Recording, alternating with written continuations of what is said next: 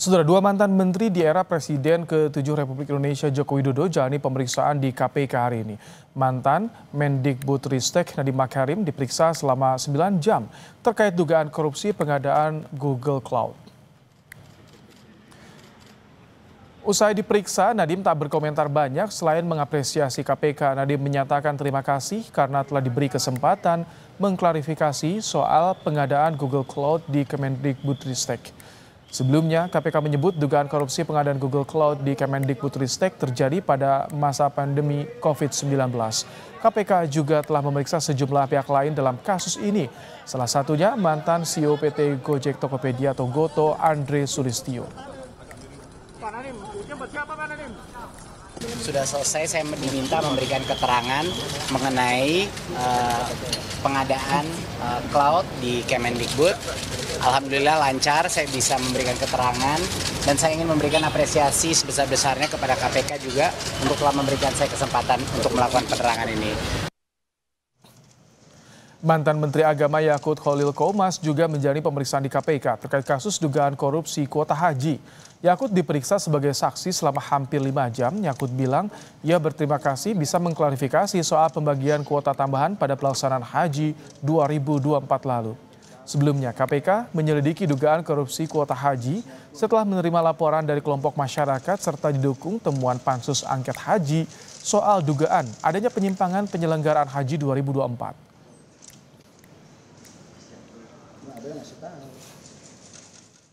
Kalau terkait dengan materi saya tidak akan menyampaikan ya, mohon maaf kawan-kawan wartawan.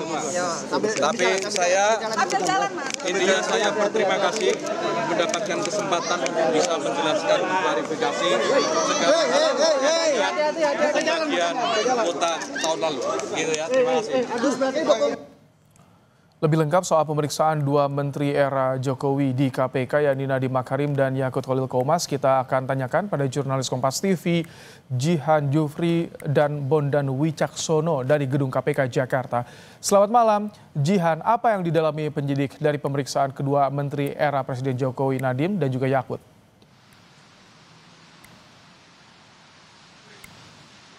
Ya, malam Ibrahim dan juga saudara, memang betul hari ini tadi sempat dilakukan pemeriksaan terhadap dua mantan menteri era pemerintahan Joko Widodo begitu ya, yakni ada mantan Mendikbudristek Nadiem Makarim dan juga mantan Menteri Agama Yakut Khalil, yang mana tadi memang kalau saya bisa gambarkan pemeriksaan ini berlangsung cukup lama untuk Nadiem Makarim atau mantan Mendikbudristek, yakni dirinya ini tiba di sekitar pukul 9.15 lalu keluar di pukul hampir pukul 19 begitu ya, yang mana ini bisa dikatakan hampir 10 jam lamanya melakukan atau dilakukan pemeriksaan oleh pihak dari penyidik KPK. Nah, untuk apa saja yang kemudian diperiksakan ini memang masih ataupun terkait dengan dugaan korupsi Google Cloud, yakni yang mana ini memang sempat digunakan pada era COVID-19 begitu ya, yang mana seperti kita ketahui bahwa di era COVID-19 ini siswa-siswi maupun mahasiswa-mahasiswi ini harus melakukan pembelajaran secara daring, yang mana Google Cloud ini menjadi wadah untuk kemudian para siswa-siswi menyimpan tugas mereka. Nah, untuk apa saja kemudian yang digali pastinya terkait dengan apakah adanya motif yang kemudian ada ataupun terlibat dari mantan Mendikbudristek tersebut, selain adanya ataupun selain digalinya apakah ada motif, digali juga terkait kewenangan Nadiem Makarim saat menjabat sebagai saat menjabat sebagai menteri Mendikbudristek tersebut. Nah, selain dari Nadiem Makarim memang tadi mantan Menteri Agama Yakut Khalil ini juga tiba di gedung KPK Merah Putih. Kemudian ini dilakukan pemeriksaan juga, dan pemeriksaan ini berlangsung sedikit lebih singkat bila dibandingkan dengan Nadiem Makarim yang diperiksa selama 10 jam. Yakut diperiksa hampir sekitar 5 jam begitu ya. Dirinya ini tiba di pukul 9.25 dan keluar di pukul 14.30 siang tadi. Nah, kalau kita berbicara terkait Yakut, ini memang dirinya diperiksa terkait dugaan korupsi kuota haji 2024 atau lebih tepatnya dugaan korupsi haji dengan kuota khusus begitu ya di tahun 2024 silam.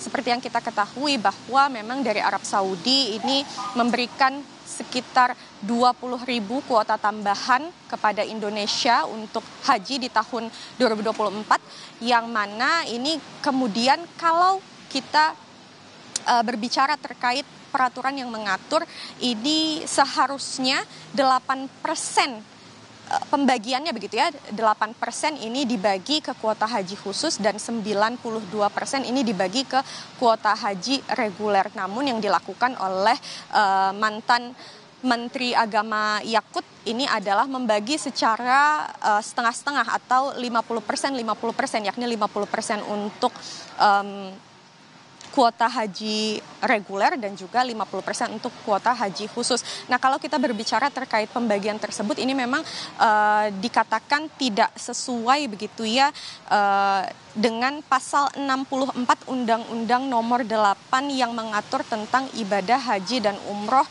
dan juga mengatur terkait pembagian kuota yang tadi sempat saya sebutkan bahwa seharusnya ini dilakukan pembagian sebesar 8% ke kuota haji khusus dan sisanya yakni 92% ke kuota haji reguler.